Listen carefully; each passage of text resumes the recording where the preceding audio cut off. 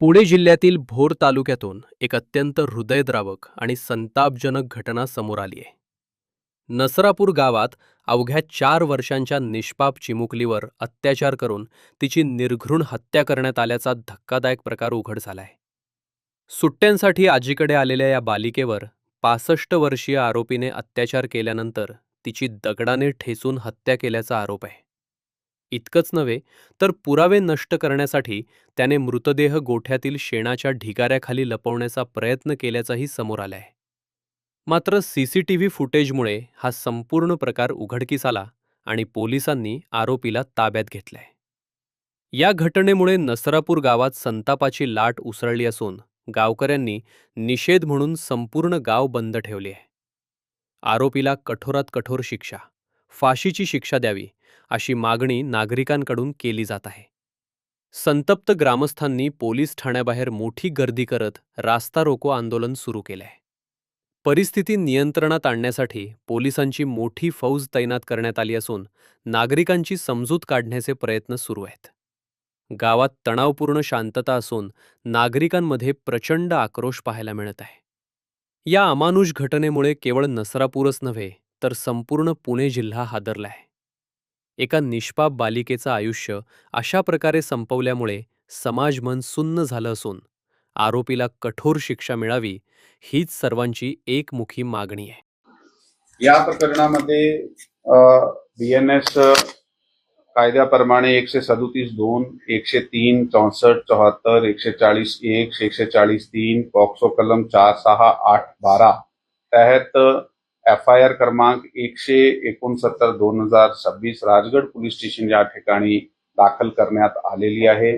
पुढील तपास जे चालू आहे, आरोपीला अटक केल्यानंतर आता पुढे तपास आमचा चालू आहे. सर, लोक आक्रमक झालेले आहेत, त्याची मागणी आहे की प्रकरण लवकरात लवकर फास्ट ट्रॅक कोर्टात चालावं. त्या दृष्टीनं काय तयारी केली, आपण काय करतो पुढे तपास? अशा घटना घडल्यानंतर साधारणतः जे एक इमोशनल जे रिॲक्शन जे आहे ते पब्लिक कडून येत आहे. काल सुद्धा अशा प्रकारची एक सिच्युएशन निर्माण झाली होती. त्यामध्ये काही वेळापुरता लोक रस्त्याकडे आले होते. मग त्यांना समजून जाऊन सांगितलं गेलं आहे की आम्हीच तपास करणार आहे आणि ह्यामध्ये जे आरोपी होता त्याच्या बाबत काही कुठल्याही प्रकारची माहिती नव्हती. परंतु तांत्रिक आणि गोपनीय जे आम्ही आपले यंत्रणे वापरले तर तातडीने 1-1.5 तासामध्ये आरोपी अटक करण्यात आलेला आहे. पोलिसने ताबडतोब कारवाई केलेली आहे.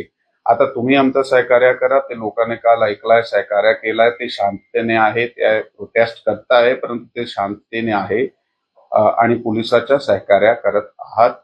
आणि आपला जे म्हणणं आहे की नक्की या केस जे आहे ते तातडीने ह्याची चार्जशीट केली गेली पाहिजे, हे आश्वासन आम्ही काल सुद्धा लोकांना दिला होता आणि हे फास्ट ट्रॅक पद्धतीने चालला पाहिजे आणि आरोपीला सक्त जे पनिशमेंट आहे ते भेटली पाहिजे. यासाठी आम्ही प्रयत्नशील आहात. त्याप्रमाणे तपास आमची विशेष टीम करत आहे. या आरोपीची काही गुन्हेगारी पार्श्वभूमी आहे का? याआधी त्याच्यावरती काही गुन्हा दाखल असल्याची माहिती? या आरोपीचे विरुद्ध अगोदर अशाही प्रकारचे गुन्हे आहेत. ते 1998 मध्ये त्याच्या विरुद्ध एक विनयभंगाचा गुन्हा होता. त्याच्यानंतर 2015 मध्ये त्याच्या विरुद्ध एक विनयभंग आणि पॉक्सो गुन्हा होता, ज्यामध्ये पॉक्सो आणि विनयभंगाचे कलम होते. त्यातून त्याचा 2019 मध्ये केसमधून ॲक्विटल झालेला आहे आणि हा 65 वर्षाचा व्यक्ती आहे. त्याची प्रवृत्ती तशी आहे असं आमचे तपासामध्ये निष्पन्न झालेलं आहे.